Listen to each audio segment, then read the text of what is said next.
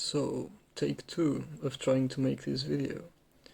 So, today I want to give you my perception and my ideas on what art is, and maybe most importantly, what art isn't, in my opinion.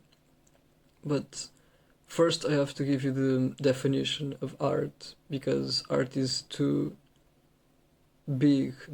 The idea of art is simply too big. It has too many meanings, and I have to give you an objective meaning of what I mean by art, otherwise it will make no sense. So I will define as art the following. So as you see, the definition of art is purely subjective, because it has its basis on feelings and emotions, and anything that can provoke feelings and emotions can be considered art, apparently. So anything can be art because people can get attached to literally anything, any object, any person, any idea, any ideology, any reason, any idea. So theoretically anything can be art, but I'm not going to enter in a more metaphysical concept of what art is. I want a physical concept of art because that's mostly what people base their belief on art or their opinions on art in. A physical idea, physical concept of art. So that's what I'm going to talk today. To me, what is art? For something to be art, or to become, or to be worthy of the name art, of being called art, it needs, in my opinion, since I've gave you the definition in the dictionary, I want to give you my opinion on what art is. Since it's subjective, I can do it freely, since it's not an objective concept, it's a subjective concept based on feelings. So, to me, art has to be something, in this case a physical object like a painting, that gives work, that takes effort out of you. It can't be something too easy to make. If I can make it too, I don't know if I'm going to consider it art. It has to be something special, something that takes effort and work and time and resources and experience and talent. And it can't be something that anyone can make, otherwise it's not going to have the same impact and the same meaning behind it.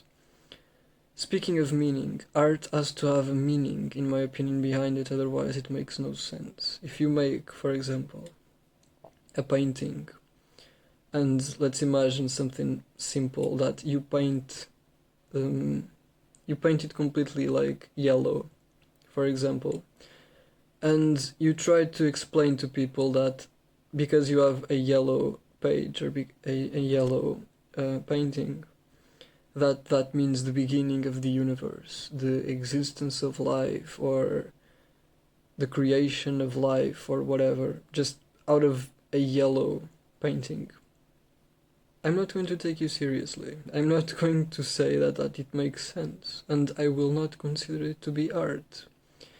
Something has to have an objective. Art has to have, to me, an objective. I have to be able to see it. I have to be able to interpret it in a way that it makes sense.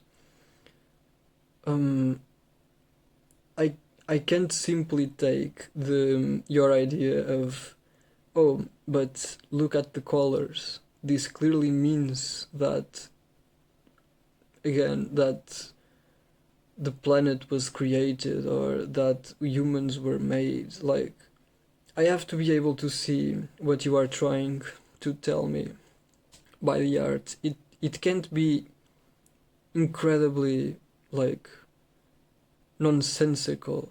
I have to be able to look at the image and see it clearly what you mean. Otherwise, I'm not going to take you seriously. I'm going to think that you are inventing, fantasizing, even kind of a delusion.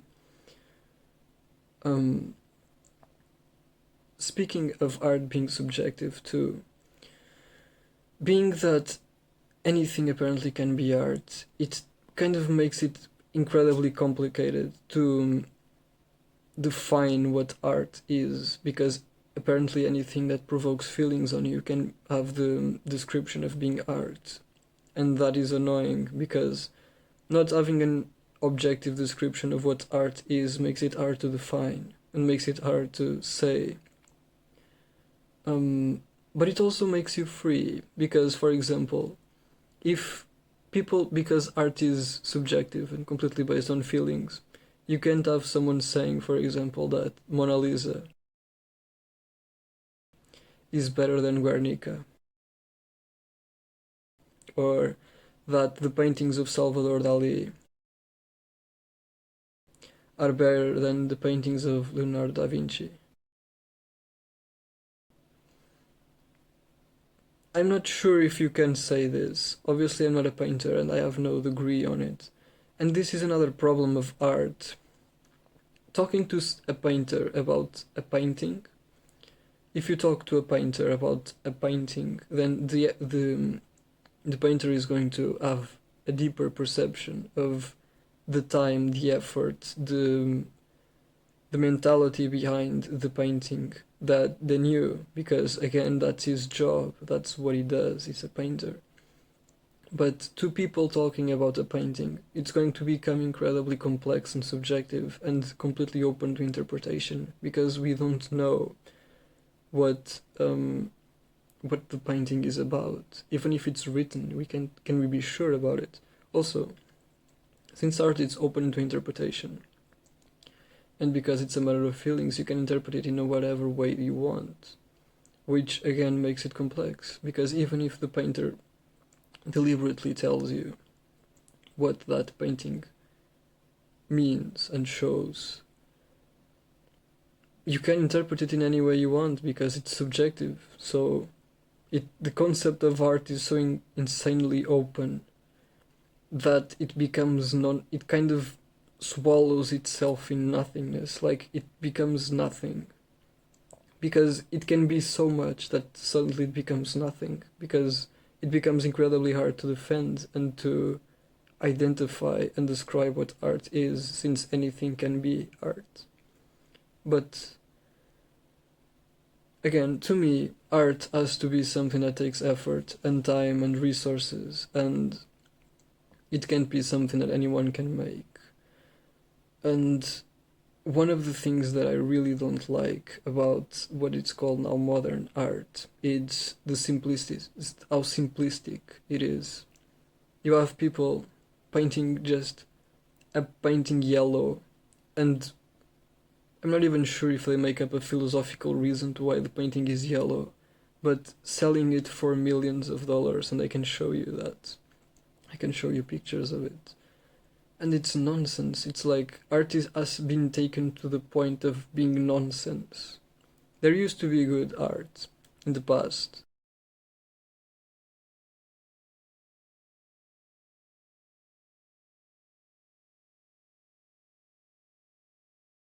Something that you could tell that had something of metaphysical behind it, that it would make you have to imagine a story or to understand history, to understand the art, or in the painting in this case. Modern art is completely the opposite. You don't even have to understand anything, because there's nothing there to understand most of the time. It's just nonsensical stuff. So artists of modern art, not all of them of course, but some, have taken the opportunity of art becoming everything you want, becoming completely devoid of objectivity, to make it, to turn it in whatever they want. So anything now can be art, no matter how stupid it looks, no matter how devoid of purpose and logic it has. Everything can be art. And that kind of annoys me, because the lack of objectivity of it allows it for stupidity to take a hold of it. So, concluding, to me, again, art has to take effort, and it has to have especially meaning, something that I can see, in this case in the paintings of someone. I have to be able to interpret it in a logical way, in a way that makes sense more to me than it makes for the artist. Again, if you show me a red painting and tell me that that's the beginning of the universe, I'm going to ask you if the red is supposedly to be translated like in the explosion or in the implosion in this case of matter coming to be. And do you see now how art can be so incredibly abstract to the point of becoming pointless nearly? And that's it. Also, the ideas of, for example, Banksy. For some people, Banksy is like a street artist with no that is just a street artist, or there's no value in Banksy. I completely disagree. I think that his paintings are valuable because they tell a story, because they tell you about the problems of society most of the times. They show you something that you can see objectively, and that's what makes his paintings art to me. It's something that you can see clearly. You don't have to invent, you can see it clearly. So I think that's it.